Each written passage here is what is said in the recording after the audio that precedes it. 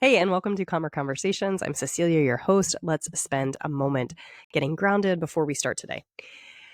Okay, so wherever you are, even if you're driving, if you're walking, you might reorient to where you are. That means you might feel your seat in whatever seat you're sitting in. You might feel your feet on the ground.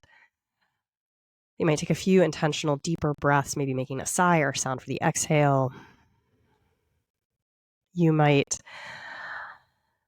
let go of whatever it is you have been working on or need to work on. You might see if you could notice 2 or 3 things about the environment around you, like maybe the feel of the steering wheel underneath your hands, maybe sounds around you, maybe taste in your mouth or the temperature of air on your skin. Then you might see if you could notice 2 or 3 things within you.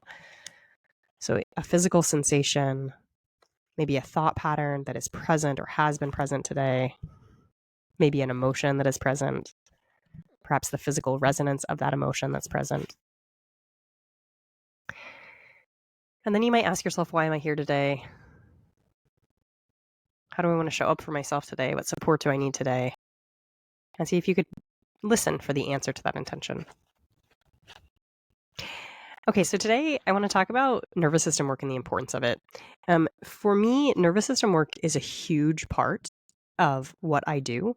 It's really how I came into this world. I know a lot of people in the coaching world start with mindset work. They start with learning about their brain and how thoughts contribute to how they feel and what they do. And I think that I love that. I love the intellectual, cognitive component of this.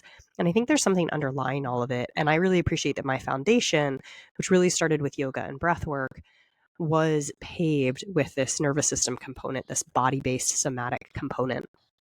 And I think that this is important because I'll get into it a little bit more, but the thoughts that we think are really directed by the nervous system state we're in.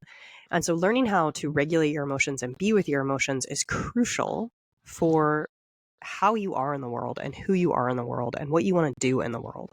And so if you're doing thought work without some nervous system work along the way, you might be having some success. And I know that a lot of people have had a lot of success, but I do think that this is such a crucial component of it that you're perhaps doing yourself a disservice, or you're working harder than you need to with the thought component if you're not doing this. This is why in the Life Lab in my group, we have somatic sessions every week. And along with that, the conversations within the coaching and within the group lessons that we do are peppered with this understanding of your nervous system, because your nervous system, the more you understand it, the more agency you have in the world, the more self-efficacy you have, the more compassion you have for yourself and others. You actually can, there are a million things.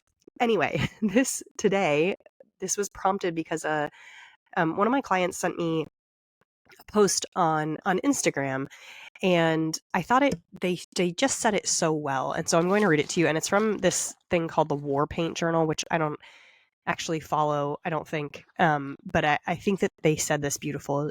So I'm going to quote them now. Teaching people how to regulate their emotions is crime prevention. It's addiction prevention. It's suicide prevention. It's generational healing. It's how we stop raising adults who explode, implode, or shut down at the first sign of discomfort. Emotional regulation is not just a soft skill, it's survival. It's the foundation of a society where people can disagree without dehumanizing each other, where accountability isn't seen as an attack, and where conflict doesn't always have to mean violence. You want a better world? Start with emotional education. And I think that you can personalize this for yourself and say, do you want a better life? And better not being even like qualitatively better, but do you want a better experience within your life? Start with emotional and nervous system education and regulation. Start in this place and everything starts to unlock for you. And I want to tell you what I mean by this. So if you are the way your brain works is it gives a lot of preference to survival. And that makes sense, right? It makes sense because survival is kind of important as a species, but also because our brains have ancestors, right? And they have reptilian ancestors in which survival and survival in a kind of very rudimentary way is crucial. And so your brain is not designed necessarily for your thriving. You can actually hack your brain to be wired for more thrival and for enjoyment in this life. But you have to do that through conscious understanding of your nervous system and consciously working with your nervous system. So know that every time that you're presented with a threat, your brain is using its salience network, its past beliefs, past experiences, its knowledge of the world to protect you and to try and anticipate pain in the future. And what this means for you is that you're interpreting things not necessarily as they are, but as your brain thinks they are, and as it's categorized them as importance for your survival and for the maintenance of energy within you. And this means that you, without positively interacting with your nervous system, probably spend a lot of time in the sympathetic nervous system response. And that means you're kind of chronically in fight or flight to some degree. You're chronically like feeling this maybe overwhelm, maybe anger, something in that regard. Even people pleasing or perfectionism, those all kind of fall into this space as well.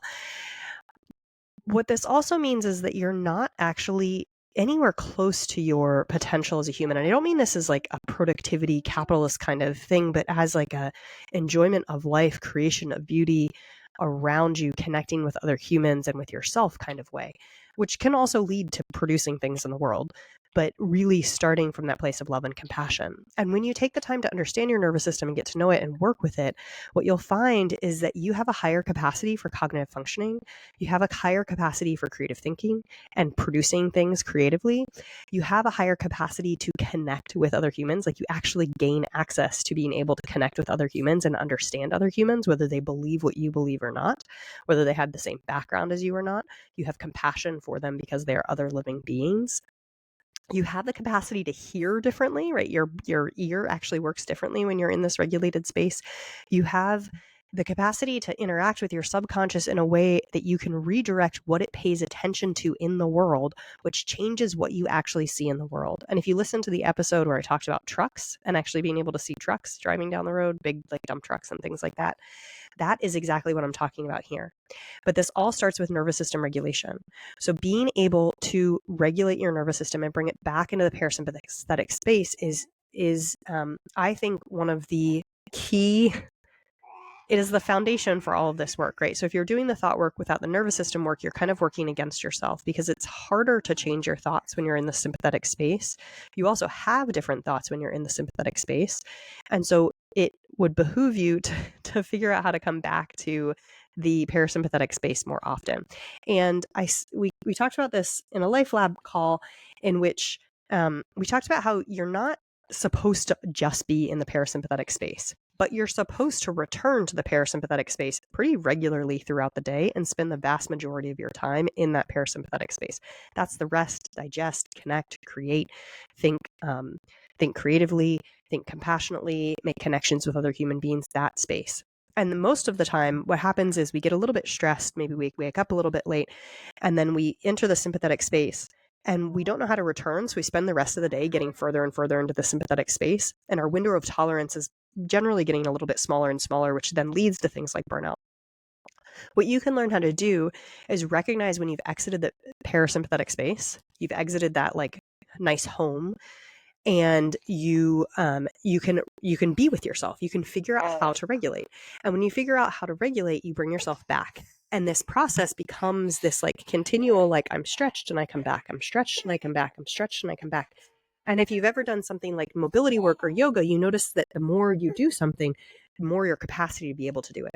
So when you figure out how to do a forward bend in yoga the first time, you might not even be able to touch your toes. But if you keep coming back to it and you do it with compassion and not force, you'll find over time you actually have a lengthening and a changing of your connective tissues, of your muscles, of your tendons. All these different things within your body start to shift and change. Same thing with your capacity to walk, right? If you haven't been walking and you've been spending a lot of time sitting down, the first time you walk up a hill might feel really hard, but you notice that if you keep doing it, you get better at it, and your capacity to walk up longer hills, maybe even more quickly, increases. The same thing is true with your nervous system. The more you work with it, the more your capacity to come back to regulation and the greater your zone for regulation. So all of a sudden, waking up late doesn't send you off on a terrible day. It's just something that happened that you now know how to work with. And again, when you start doing this on your own, what you do is you create a different experience for yourself. But what happens when many people start doing this, or even when you start doing this, you have an impact on the people you live with or spend a lot of time with. So like your friends or your family, you have an impact on your community and your work environment, and that actually starts to expand and expand. So the more you're regulated, the more you give the capacity for others to regulate with you and for greater regulation within the world. This has a massive impact.